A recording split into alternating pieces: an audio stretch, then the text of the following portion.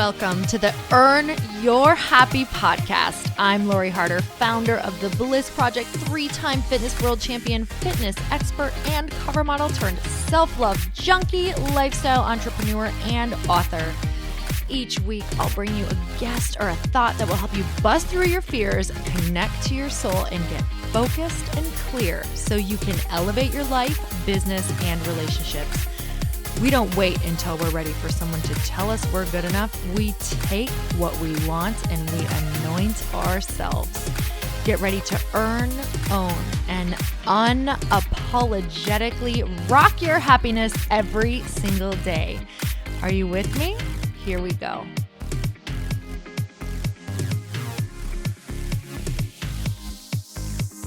Hello, everyone, and welcome back to the Earn Your Happy podcast. And today it is my absolute pleasure to introduce you to Brittany Brown, who is the founder of BeatingBingeEating.com. She's the creator of Beating Binge Eating Blueprint and the Freedom Forever Mastermind and Movement. After turning her yo-yo weight loss and gain, binge, and emotional eating and severe health complications around, Brittany now leads other women internationally to create a life fueled by freedom instead of diets, weight, and food obsession. As a women's empowerment leader, speaker, and international master coach, her entire mission is to help women transform their struggle with their body and food so they are free to share their gifts with the world, step into their full purpose, and be who they are meant to be. So let's get started. Brittany, I'm so incredibly excited to have you on the show. Thank you so much for coming on. Thank you for having me, Lori. Super excited to be here. You know, this is really fun because I have been wanting to get to know you because I feel like we've been in each other's space for, I don't know, how long? Couple years? Few years? I mean, it's probably, I was actually thinking when I had a conversation with you on the phone and I was in an apartment that I lived in like 5 years ago. I remember the conversation. So it's been a while because we've dipped in and out around isogenics and then, you know, other stuff too, touching base about what you're up to and creating, which is awesome. So yeah, it's been a while. Oh my gosh. And finally we get to chat. Okay. I know, right? So I really want to dig in right away, and I would love for you just to take us back maybe to a time before you knew what you wanted to do and you had this amazing business that really helps free women. If you'd take us way, way back, maybe where this all came from. Okay, so my business now is freeing women from binge and emotional eating so they can really step into their greatness and are free to share their gifts with the world. And it did not look like that at all when I started. I actually suffered with binge and emotional eating or some type of dysfunctional relationship with my body and food since probably about 14. It started with just gaining weight and wanting to lose it and then going just through really conventional methods to lose it, very strict restrictive diets like hydroxycut, really detrimental things to my body at a young age. And it just left me feeling frustrated. And my binge and overeating changed paths at times. It would be like a little more normal, which was, you know, sticking to a diet and then overeating and then going back on the diet. And then it eventually got conditioned, like the reward system in my brain built up so strongly that I could not get through a day past 2 p.m. without turning to food. And it just got worse and worse from there. I got severe health problems from it. I did some fitness shows. The coach I went to was not the best for my poor body at the time, and it was very restrictive, and I had developed adrenal fatigue, thyroid problems, hormonal problems. My kidneys failed, like really, really intense. And this is all in my late teens and early 20s.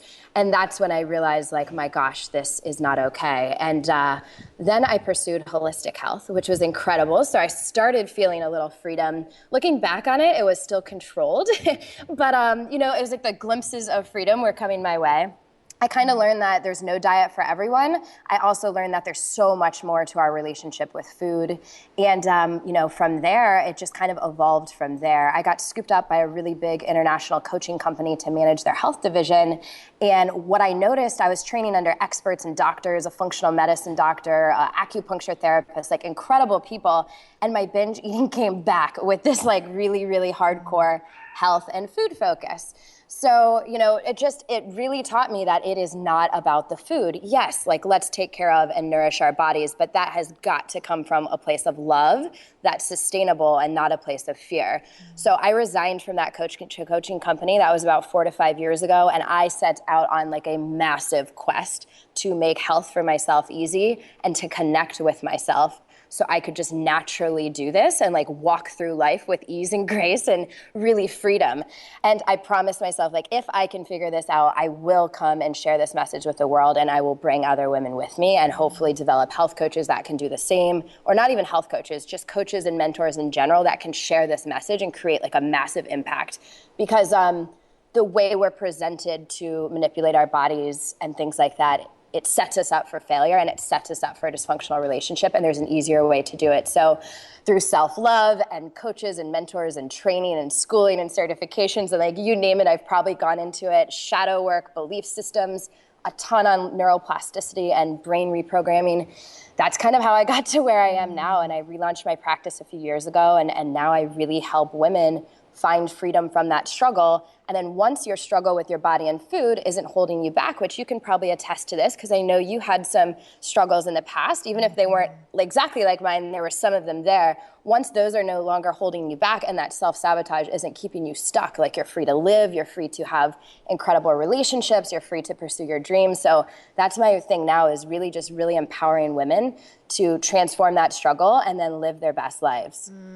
That is amazing. So I want to go into that a little bit deeper because I so relate to you, and it really, looking back, it's insane all of the things that I put myself through mentally, emotionally, and I used food as a major way to self-sabotage. And for me, I found that so much of it was because there's such a huge part of all of us that we either want to come through, or that we are hiding from other people, or that we're ashamed of, or that we're, we don't know how to get happy. So we're just doing the one thing that we know could make us happy immediately, that's truly making us unhappy. And we get trapped in this crazy cycle. And that's how it feels. It feels like a prison that no one can get you out of. And then you have shame around it, so you're not sharing it. So on your quest, what did that start to look like? Because really I view it as almost like, it's like you learn one thing at a time, kind of pulling that, that jail cell bar away, like one away at a time, one away at a time, one away at a time. And it's just like, there's so many pieces to the puzzle. So what was something that you started with? Awesome question. And you're so spot on, because there's so many things you can pull from. So it's like, it's building the foundation and going from there. So I pull from my knowledge with how I eat. I do have a knowledge of a background in nutrition, but my biggest breakthrough was learning how to tap into my internal knowledge, like my intuition. When we're tapped into our true selves, we know what to eat, we know how to move, we know who to be in a relationship with, we know what pursuit to venture on. So really breaking down the wall that was keeping me from my power. And, you do a lot of work around fears. I do a lot of that too. So I think that was the first layer. The first layer was actually moving beyond the food and realizing that other things besides my food affected how I was with my body and food. The next level was dismantling the fears and really working on self-love. And then level 3, which I think has probably given me the most freedom, is understanding that I can condition, or we can condition ourselves to be anything that we want. We can condition ourselves to naturally choose health-giving foods. We can condition ourselves to perform at our best, to have freedom. It takes training and conditioning. So that was kind of like the last step of it, though, to get it more automatic. The first 2 were hands down working through fears, dismantling that wall of those limiting beliefs, like you're mentioning, that just keep you stuck and reaching for things for that instant gratification. And then self-love, and not just like superficial self-love, like loving every aspect of you, the scared, shy little girl that is shameful about her shy secret behavior, and dismantling that shame, and then dismantling the shyness, and really going deep and embracing all those parts of me that I wasn't proud of. And then from there, really moving to the conditioning work to kind of condition the new vision for my life. Love that. Okay, so let's totally go there. Let's get super vulnerable so we can give everybody some serious tools to move past it, because I know that Yeah. there are people who, I'm going to take you back to my moments of what it felt like so that we can give them some tools right away to start using. So, okay, those moments, nobody's home, you are feeling sad, you feel anxiety, you're overwhelmed, you are going to the fridge again for like the fourth bowl of oatmeal because it's healthy, but you're overeating and you're going down the spiral and you're crying while you're eating and you're freaking out and you hate yourself and you look in the mirror and you want to cry. And okay, you've been there. So Yeah. and those are things that we're hiding from people, right? That it's like, oh my God, if people really knew what I was doing, they'd never listen to me. Or I know this person can't be doing this, so that means that I'll never get to the place where she is because I'm weak, I'm not good enough, I'm powerless, I'm a loser, I hate myself. What can we do in that moment? Awesome question. And that's such a real moment. I've been there probably hundreds of times, and I know everyone can relate at some level. How do I pick one thing? I have three kind of ways to go about it. Is that cool? Yeah, Three different little tools? Anything, Okay. anything that you used. Yep. Gotcha. So one, and I know this sounds simple, is just pausing. And I think that we look for these massive things to do, and sometimes it's so fun to the pause and the stopping and just getting present for a second is so powerful. But I think having some actual tools to use in those moments is really key too. So one thing that really helped me and helps my clients is understanding there's theories out there which are true that eating comes purely from emotion and emotional voids that need to be fixed or filled, or emotional wounds that need to be worked through. And so when that happens and someone gets an urge to binge or someone's on ice cream bowl 3, they aren't even thinking it has anything to do objectively. They are thinking something's wrong with me. I am broken. Why can't I fix this? I'm a mess. I'm a loser. She can do it. Like the stuff you're saying, she can do it. I can't. It's understanding, and I don't know if we have time to go into the whole brain science lesson today, but it's understanding that the part of you that self-sabotages and binge eat, and we'll use eating, and is binge eating or emotional eating is not the real you. It is located in a part of your brain that is automatic. It's located in a part of your brain that is there for survival. It's an irrational part of the brain that you can't reason with. So when you have this vision and goals and things like that, and you're telling yourself, don't binge, don't do it, you're gonna feel bad tomorrow, then you have this binge urge voice that's like a monster and that has you on autopilot.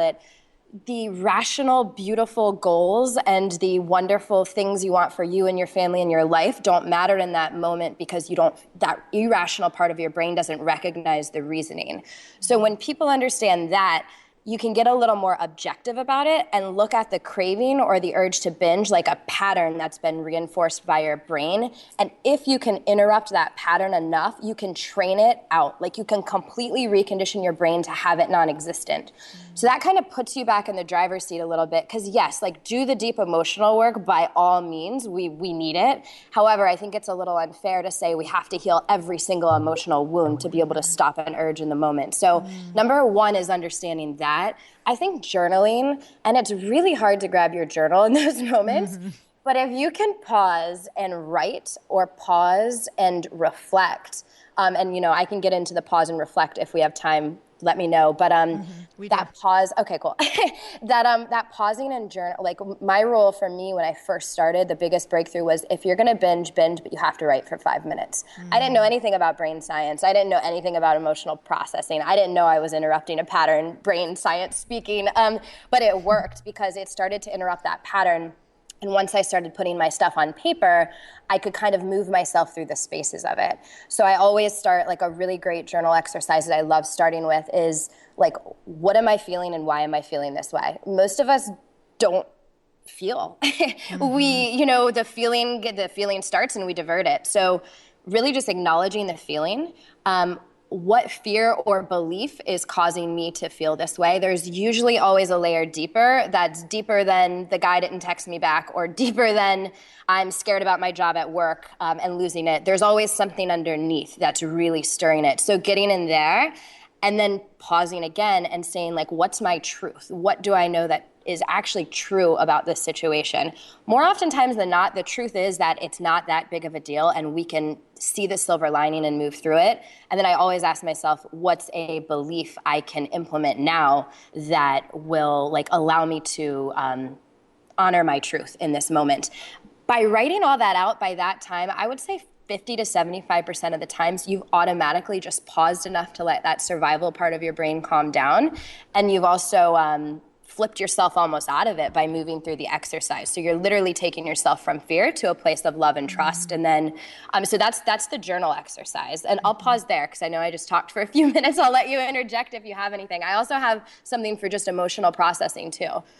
I love that. No, I think it's so huge. I loved all of it because we're in this different spiral. We're in this different zone, and it's like it's literally, you feel like a crazy person, and you have to pause in some way, whatever that is. So I love that, especially if you can't leave where you're at or whatever you're doing. For me, I would always be like, I don't even know what it was that was telling me to do it, but I was like, leave, go for a walk, leave the situation, move from this room, like get outside of where you are right now. And then a lot of times I would just go for a quick walk, even if it was around, a few blocks. And I'd be like, what are you trying to fill? What are you trying to fill? Because clearly we're just like shoving food down to fill something that's empty, and it's never your body because you're full. So it's like, what are you trying to fill? So I love that journaling exercise. So maybe even, throwing that together, if you can leave and then come back and really try to figure that out or think it through on the walk. So I think that is amazing, especially if you can't leave where you're at.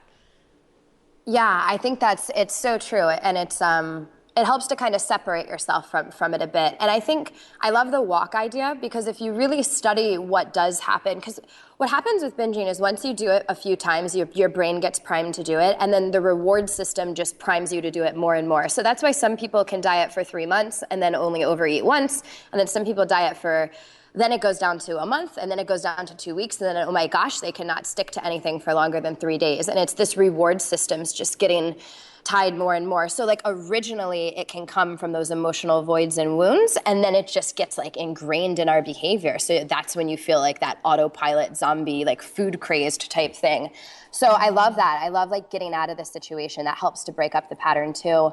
And I think just really understanding that it's like, I hate to use this analogy because I'm not calling us all dogs by any means, but when you're potty training your dog, you don't just say like, hey, don't go to the bathroom. You take him outside every time he wakes up. You take him outside after every time he goes to the bathroom. After every time he eats, and you just keep doing this repetitive behavior over and over, and eventually it just happens automatically. So with binge eating or any type of like belief programming, if you are repetitive about it enough and dismiss the urge enough, it eventually breaks down those bonds in the brain and you will be free to move beyond it. And once you can kind of be objective about it like that, it gets so much easier to do that deep emotional work, like the emotional processing and the self-love. And I always have people almost separate their urges from their problems and then address the urges objectively, but address the problems or whatever is going on emotionally,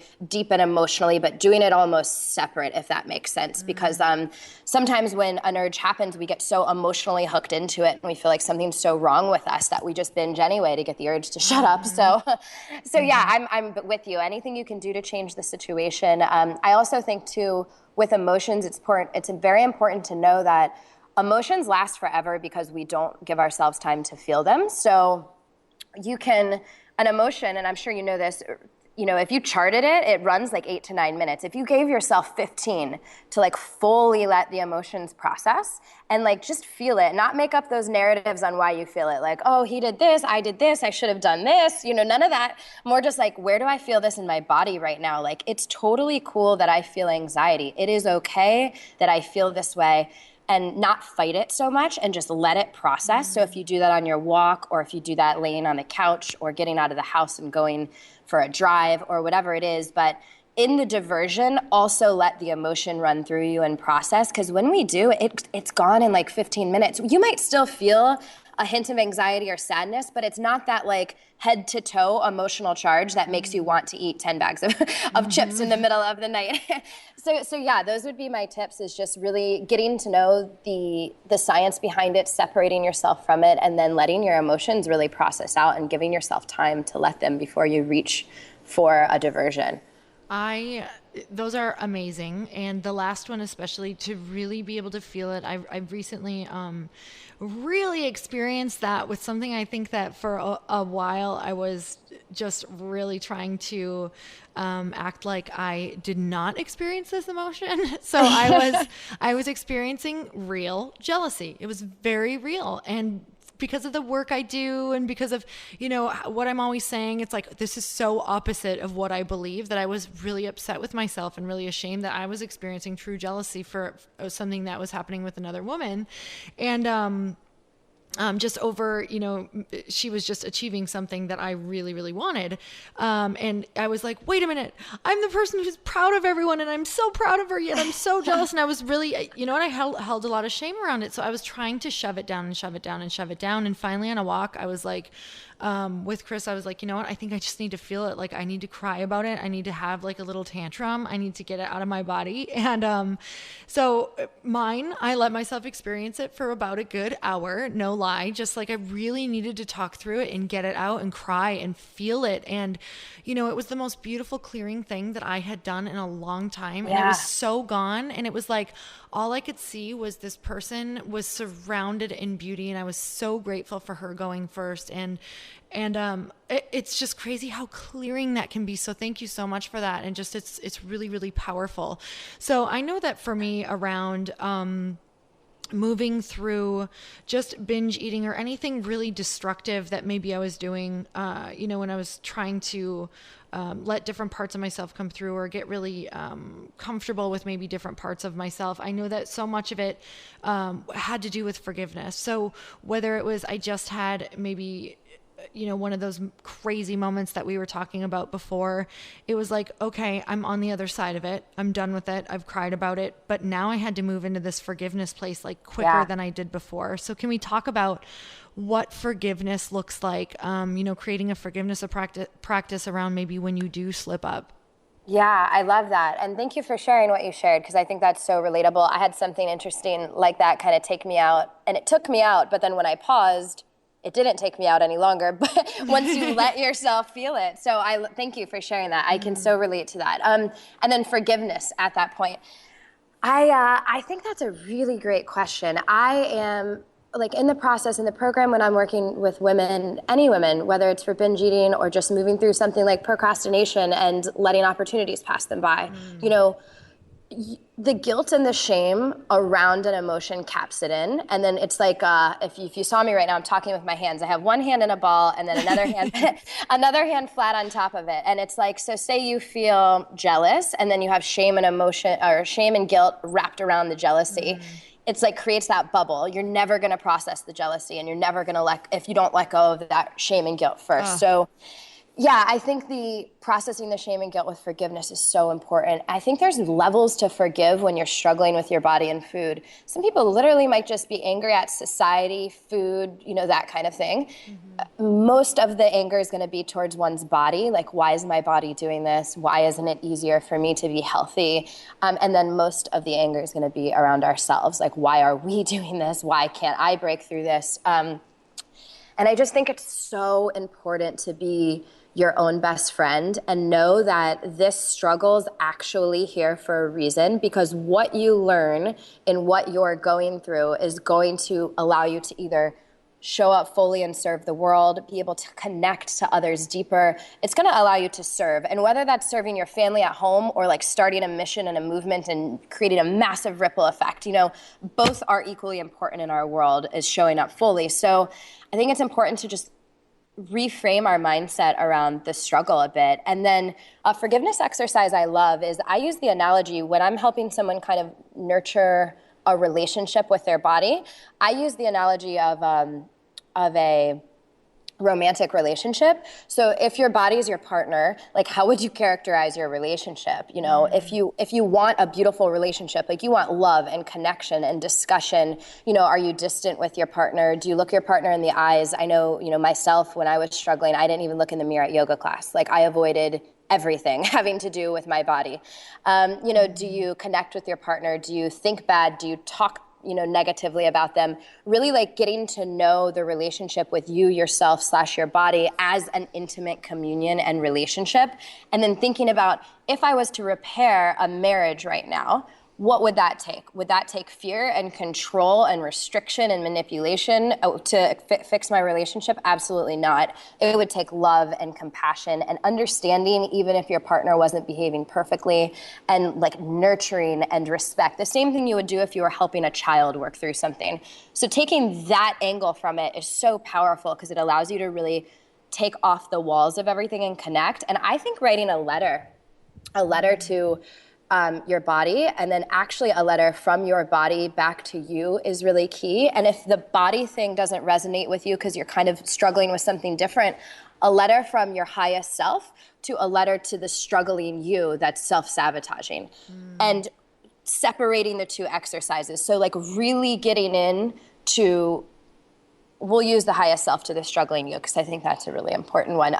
Really getting into the highest self, like embodying, like making it like a ritualistic type thing to step into that character and write a letter to your struggling self, you know, everything that you promise, everything that you're going to do to pull her out of this, what you, like how you are empathetic to her struggling and how you can relate to her and how you've been there too, and this is how you got out of it and this is how you moved beyond it. And then a letter from your struggling self, or if it's the body example, from the body that's been quote unquote abused, to forgiving the self and saying, this is what I need to be able to move through my fears. This is what I need to be able to step forward and come to you and transform into my highest self, and kind of and separating the two exercises, not rushing through it. It's very, very powerful. And you can also have it out with the other side too. Like express your anger too, and you're upset with them, but you want to conclude the exercise with the love, the forgiveness, the empathy, that this is what I need to move forward, and almost come to like a truce between the two.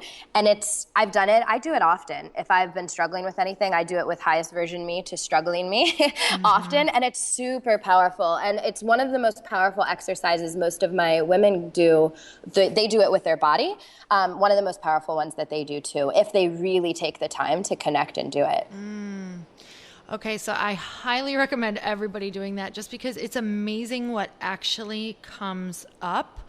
So even if you can't do it right now, maybe you try to remember to do it tonight or just take a moment. And I love that you said that, because sometimes we can just write and we're not actually writing and feeling it. So it's allowing yourself to feel those feelings that really want to come through, because we're so programmed. Like we're like, okay, you want me to write a letter? I'll write a letter. Here you go.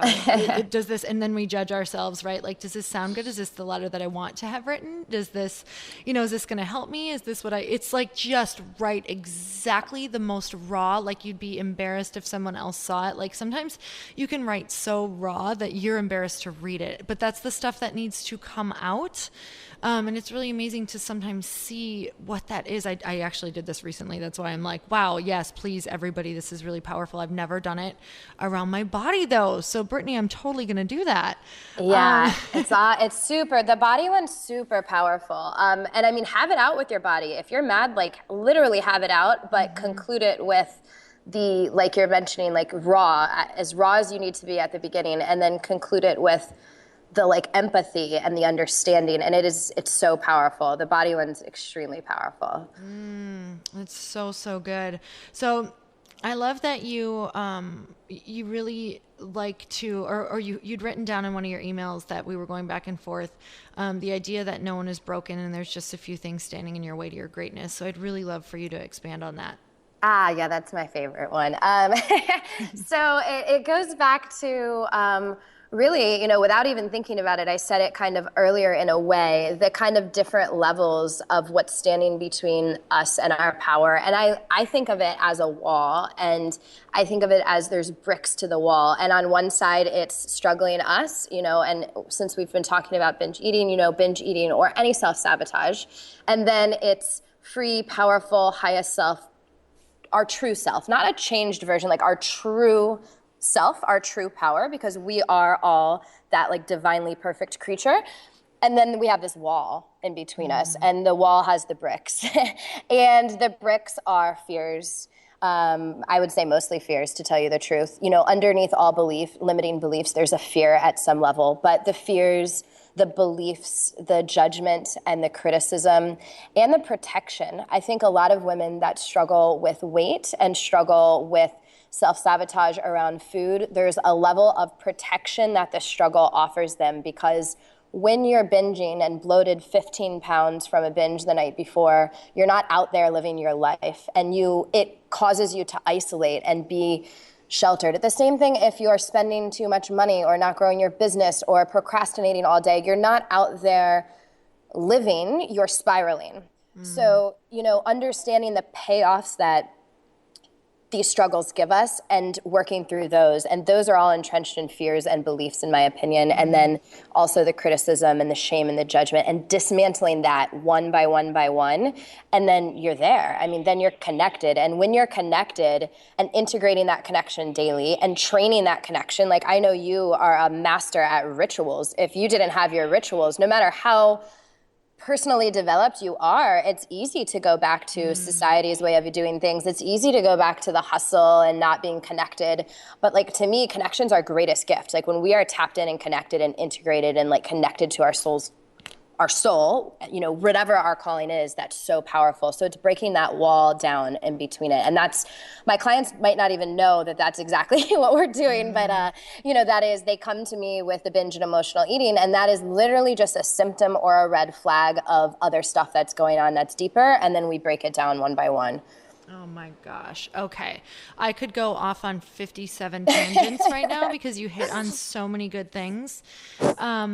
But I think the one that's coming up is like emotionally, totally lost my train of thought there, but just how when you are going down or like what we're numbing out with the food, a lot of times it's like, for me, you really brought me to a place of remembering. I was afraid of the hard work that came with living my highest purpose. If I'm getting really honest, I was afraid with the attention that came with it, because I felt like with the attention came criticism, came what if they know that I'm a fraud, that I actually was going through this and this is my background and that I wasn't that perfect person, or that I don't have enough of an education, or whatever it was around maybe the thing that I was fearing. It was like it would come up so big and so bad that it was like I did the one thing that would just throw me, that would just either comfort me in that moment or seal the deal that no, you absolutely can't be that person. Yeah. And whether it was binge eating or isolating myself. And so the other one was connection. And I have to say this last year, because it is easy for me without the rituals, I can slip back in a week. Like I can slip back to old patterns in 1 week. So that's one thing I want everybody to be aware of, is like, if you don't really understand how to create a life that keeps you away from that other, whatever it is that comes up for you, it's like, it's easy to slip back or get back into that old thought process. So for me, connection has been huge. And the more I connect, the happier and the more fulfilled I am. And the more I push it away, the more it's like, I'm empty and I'll fill it with something else. So, really, really, I love that. So are there exercises that we can do around that kind of trying to tap in and see exactly what, maybe what is most amplified for us? Around so we have the connection, and then we also have the kind of secondary gain thing, which is the limiting beliefs around, like you mentioned, the needing to protect or isolate. I did the same thing. I used to think that I just like emotionally ate after bad breakups, which is kind of, but it wasn't that. I mean, yes, it might have been emotionally eating, but looking back, it was just every time I would be more in shape. I'd be out there like living my life, going on dates, like doing things, and I'd always think I'd end up getting hurt. And then it just reaffirmed, like, stay inside, like, don't go out and pursue your dreams. Like, it's like a bubble of protection from failure and vulnerability and things like that. So, I think if it's cool with you, I don't know if you, I can give you email, like questions to kind of, for your listeners to ask themselves around their beliefs, because I think that's it'd be hard almost for me to like go into all of them now, but it really is like looking at what is the payoff by me not solving this problem? What am I protecting myself from not solving this problem? When have I been hurt? And I don't even like calling it a problem, but I am for the sake of the conversation. When have I been hurt when I've been somewhat free from this or free from this? And, what's reaffirmed this pattern of needing to like protect and stay safe? And just those questions alone are powerful enough to get you to kind of have some ahas go off in that area of the self-sabotage. And I can email you some over, or, I have a journal entry that I can send over to you too that'll help people kind of dive into that a little bit. And then also the connection. So the connection's so important. I think the quickest avenue for connection is to connect. And what I mean by that is, I used to think to connect, I needed to like go to a beach all day and like shut my cell phone off and not talk and like, and be connected, which sounds amazing. And I'll do that sometimes still, but a quick walk outside is connection. Like a face-to-face conversation with a loved one is connection. 5 minutes of meditation is connection. Listening to a podcast that you love and inspires you is connection. I'm a huge proponent of nature and getting yourself and your brain outside in new environments. I think with society the way it is right now, this isn't a bad thing. We're super connected, but in a distant way with technology. We feel connected and we're not. It's watching someone's life through a screen. It's not really out there in community. And we're meant to be actually like in tribes and things like that. So I think just like that actual active action taking around connection and brainstorming, like do a brain dump.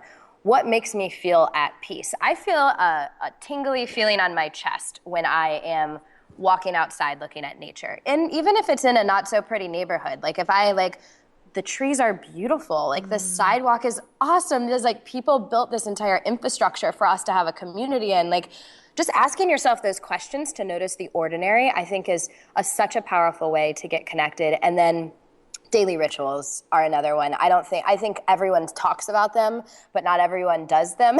And I just think that they are so important. For me, I resist journaling probably because it's been one of the most powerful things in my life. And what we resist is most often what we do need to do. So I journal. I do I've not done long meditations in a while consistently. I'd like to start, but right now I do like a 10-minute meditation at least a day. Mine has a little more affirmations in it. And for me, I reconnect to my vision. So, beliefs hold us back. And what happens is the belief with the most proof wins. So if we believe, let's say, I'm an unhealthy person who struggles with binge eating, and then we try to say an affirmation like, I'm healthy and happy and full of life, but we're still binge eating every day, it creates cognitive dissonance. It's very hard for the brain to adapt to that new affirmation.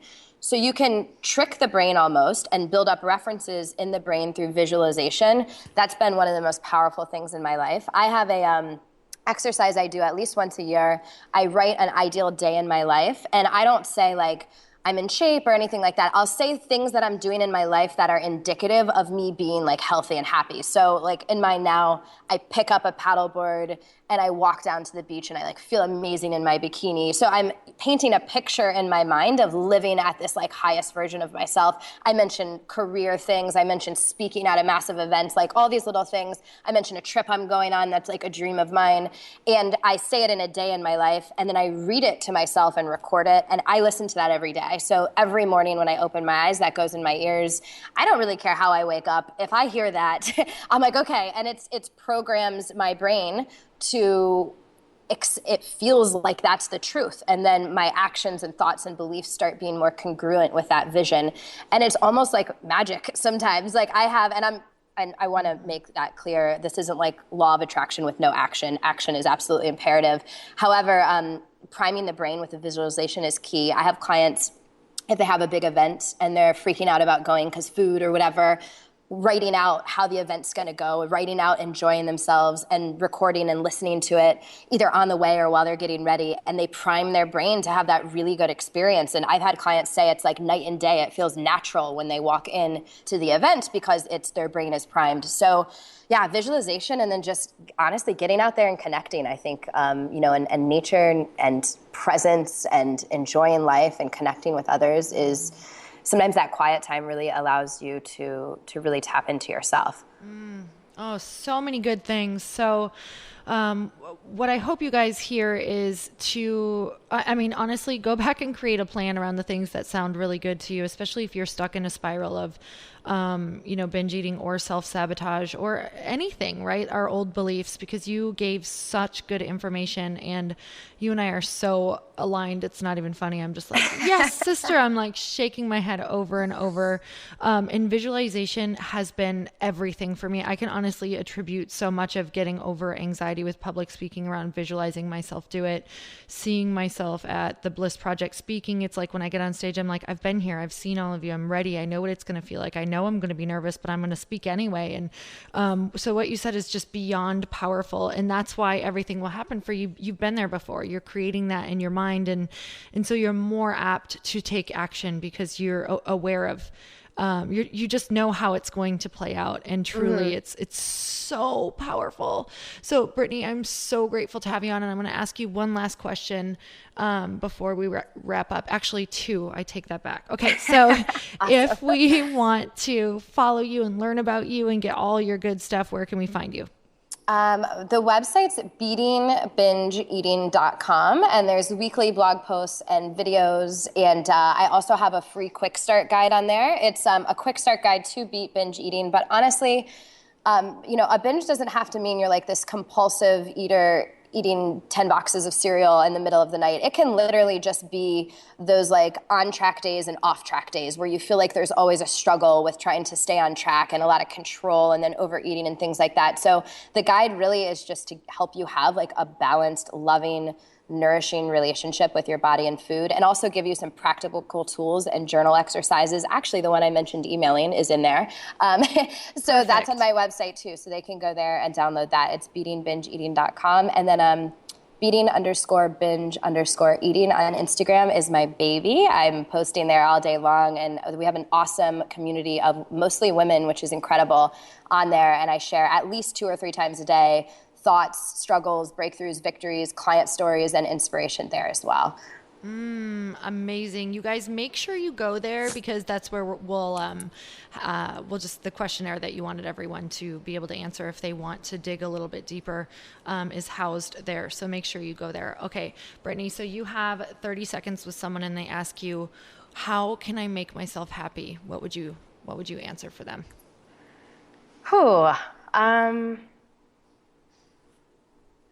You always know. So if you can quiet that noise, both the external and the internal noise, and dismantle that wall that we mentioned before made of fear and doubt and criticism that's standing between you and your power, and really connect to the true you, like the real you that knows how to eat and move and be and live, like that is where true happiness lies. The answers are always there. And if you can do the work, and it's fun work, to connect to that daily, you will be 100% guided to true happiness. There's no way around it, because that part of you, that's the universe. That's the same part that changes the seasons and makes the grass grow and performs miracles in life. Like that, if you can connect to that daily, there's no way not to be happy. Beautiful. Okay, Brittany, thank you so much for being on today. Thanks, Lori. It's been amazing. I feel like I could talk to you for 10 hours, so this has been awesome. I really appreciate it. Oh, you guys, if you loved this episode and you know anybody who's struggling, please make sure that you share it. Make sure you go follow Brittany. And until next time, make sure you go out and earn your happy. Bye-bye, everyone. Thank you guys so much for spending this time with me on the Earn Your Happy podcast. I am so glad that you stopped by. If you could take 1 second to share this episode with someone you think would love it, that would be absolutely amazing, and we would be forever grateful. Also, please leave us a review if you feel so moved by going to iTunes and leaving us an honest thought, an honest comment. Tell us what you think. Tell us what you want to hear more of. It would really help us out on our journey to helping thousands and thousands of people. Until then, don't forget to earn your happy. Thanks again, guys. Bye-bye.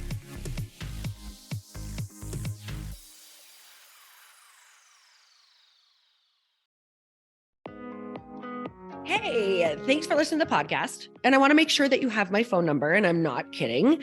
Did you know that I have a community text number? For real. My phone number is 310-496-8363. This goes directly to my phone. All you have to do is text the word daily to 310-496-8363. And I literally text you every single day, Monday through Friday.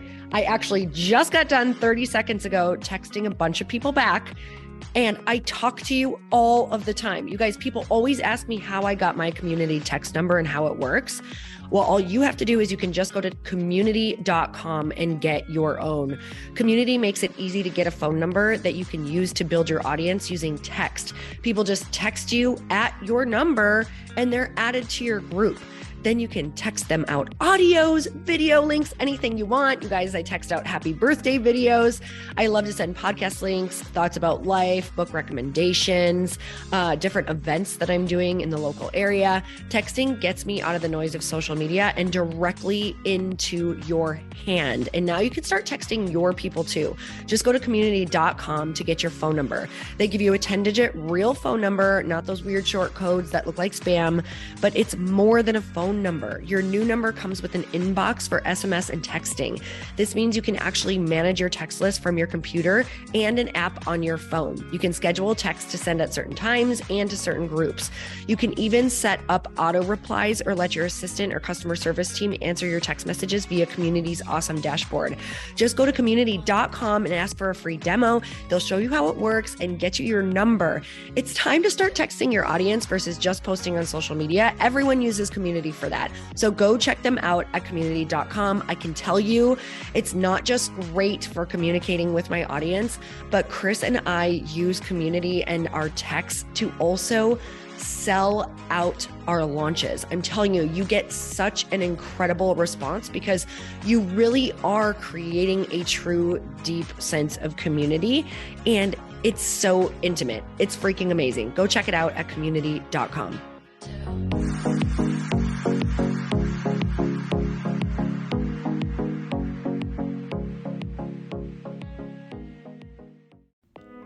Hey all, I'm so excited to share with you, Earn Your Happy is now part of Growth Day Podcast Network. A bunch of us are coming together to bring more growth to the world and support shows and brands that we truly believe in. And one of my friends is also on the network, and I'd love for you to go subscribe to his show. You guys, Trent Shelton has the most incredible podcast. It's called Straight Up with Trent Shelton, and it's going to remind you that you are built for this. I have heard Trent speak in person multiple times. I've listened to his podcast a ton. He's coming on the show and I literally cannot wait because this man just spits straight fire. It is like truth that goes to your core and makes you take action right away.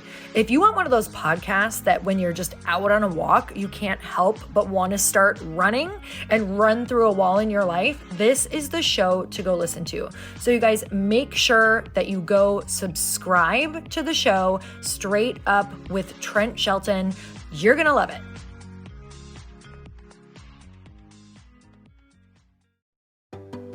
Hey, do you know what the big secret is this year? And it shouldn't be a secret because this should be your biggest focus. It is building your community. I am always working on building and nurturing my community, and everyone is talking about the power of community. Without an online community, you just cannot grow organically or create a real movement, which is what I know that we're all after. And you can build trust or monetize your audience. When you get community right, not only does your audience grow faster, but so do your sales. But where's everybody going to be managing their communities these days? And a lot of online entrepreneurs and thought leaders are turning to Circle.so. Circle is an all-in-one community platform. It lets you host content and create discussions, live streams, group chats, and memberships all under your own brand. And what's so cool about Circle.so is that you don't even need a website or Facebook group. Instead, Circle lets you build your own community site where you can host content and manage your members.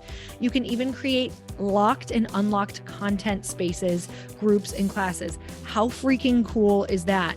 You can put your content behind a paywall too, and you can charge different amounts of money for different spaces on your community site. Circle.so is famously easy to use, and it has a free 14-day trial for you, so you can go check it out, see if you like it, see if you love all the options. Just go to Circle.so. Go check it out right now, you guys. Imagine being able to manage your community, start group chats and live classes, and accept payments all in one place. Kind of mind-blowing, since this is usually spread all over the place. You have to log into so many different things. If this is the year to capture, organize, and monetize your community, head over to Circle.so. You can get a free trial and start building your online community right now. Just go to Circle.so. You guys, you get the 14-day free trial.